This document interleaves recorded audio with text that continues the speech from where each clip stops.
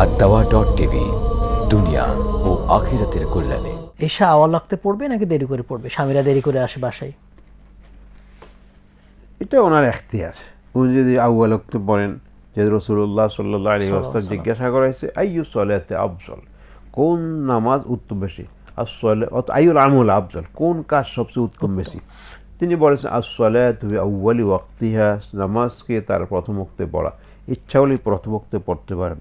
এশার নামাজ সম্পর্কে রাসূলুল্লাহ সাল্লাল্লাহু আলাইহি ওয়াসাল্লাম বলেছেন লাউলা আন আশুক্কা আলা উম্মতি লাআমারতু বিতাখনি ইশা ইলা সুলুসিল লাইল, যদি আমার উম্মতের উপর কষ্ট হবে আশঙ্কায় মনে না করতাম, তাইলে এশার নামাজকে রাত্রের এক তৃতীয়াংশ পর্যন্ত বিলম্ব করে পড়তে পারতাম।